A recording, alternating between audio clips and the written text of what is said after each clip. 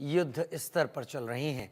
दर्जनों परियोजनाओं पर दिन रात काम चल रहा है। महाकुंभ के मेले में इस बार सेल्फी लेने और रील्स बनाने पर पाबंदी होगी।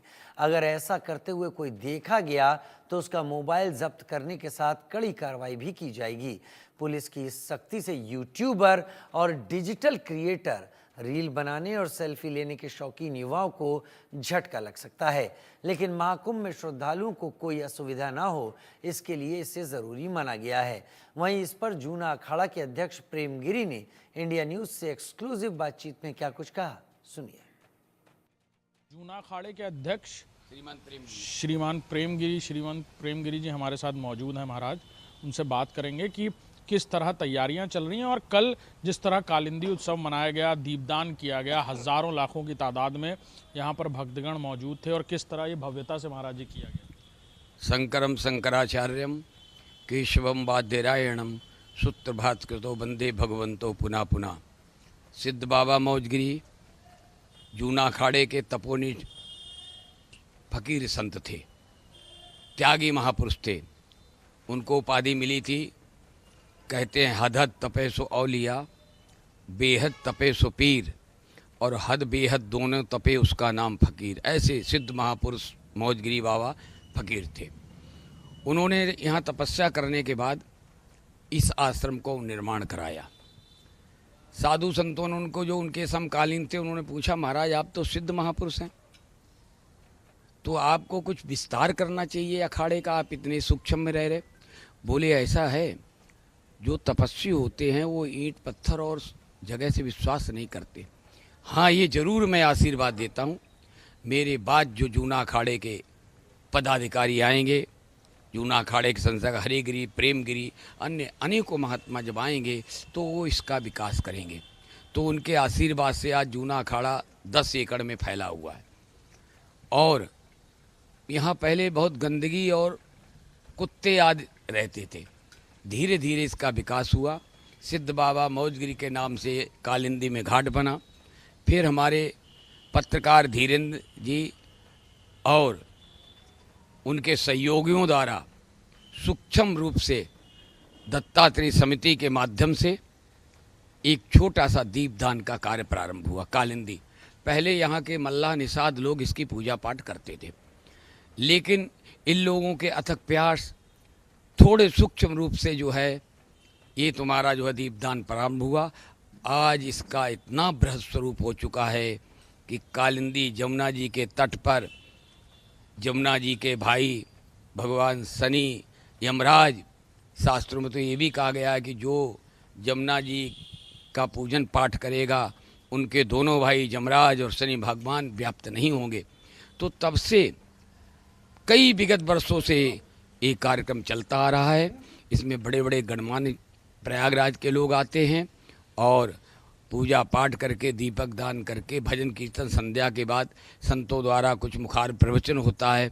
उसके बाद लगभग हमारी उम्मीद थी कल 8-10 हज़ार लोगों ने भोजन भंडारा प्रसाद भी पाया, जिसमें 100-200 साधु संत भी प्रयागराज के आए।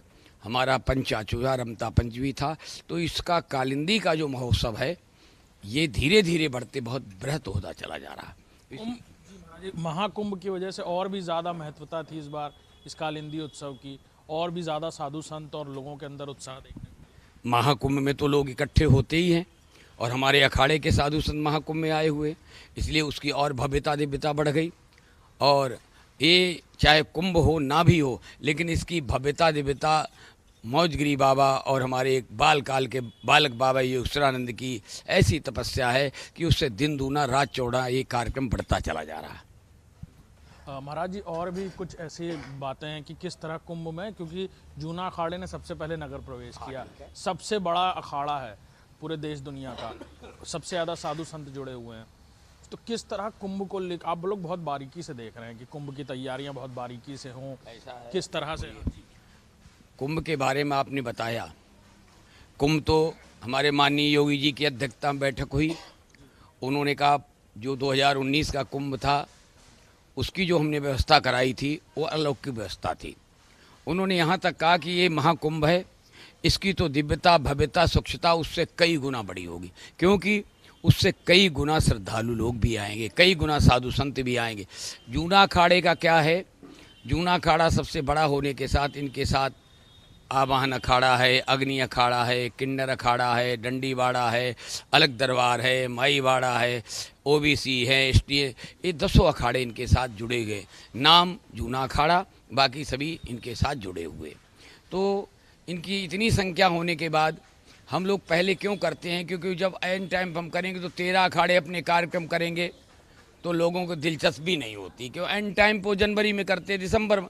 इसलिए लोगों को जागरूकता करने के लिए, कुंभ का उद्घोष करने के लिए हम लोग सबसे पहले नगर प्रेस किया कि लोगों को जागरूक हो जाए, कुंभ प्रारंभ हो चुका। इसलिए जूना अखाड़ा सबसे पहले हर कार्य को करता है। हमारा नगर प्रेस 3 तारीख को हो गया, 23 तारीख को ध्वजारोहण है, 14 दिसंबर को फसवाई है, छावनी प्रवेश है। तो हम लोग इसीलिए करते कि कुंभ का उद्घोष हो जाए, लोगों में हर्षता उल्लासता आ जाए कि अब कुंभ प्रारंभ हो चुका है, साधु संत आ गए हैं। इसलिए सर्वप्रथम जूना अखाड़ा ये कार्यक्रम करता है।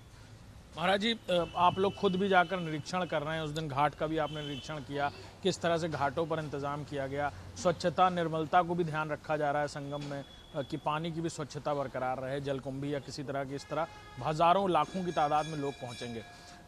कुछ ऐसे रेस्ट्रिक्शंस भी किए जा रहे हैं हमारे, जैसे इंस्टाग्राम या यूट्यूबर या इस तरह की चीज़ें ना हो ताकि वो बाधित हों, इसको लेकर भी आप लोगों ने कहा कि इस तरह की चीज़ें ना हो। हमने आज माननीय मुख्यमंत्री सब कुछ अपनी बात कह दी, सारे प्रस्ताव भी दे दिए, हर बात को बताया, समझाया कि माननीय मुख्यमंत्री इस तरह से कार्यक्रम होगा।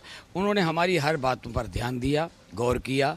स्वच्छता क्यों हम लोग जाते कि कहीं जो बड़े अधिकारी हैं, चाहे नगर निगम के हों, चाहे मेला अधिकारी, कि महाराज आपने हमें बताया नहीं, इसलिए मैं मौका पे जाता हूं कि क्या कमी रह गई। तो हम बड़े अधिकारी, छोटे अधिकारी कार्य करते हैं, जब हम उनको बताएंगे तो उस पर वो तल्लीनता से सहायता काम करेंगे। तो हमको इसलिए निरीक्षण करना, कोई कमी न रह जाए, फिर हम मेलाधिकारी या अपर मेलाधिकारी सबसे बाहर था, वो काम तत्काल हो जाते हैं। 13 जनवरी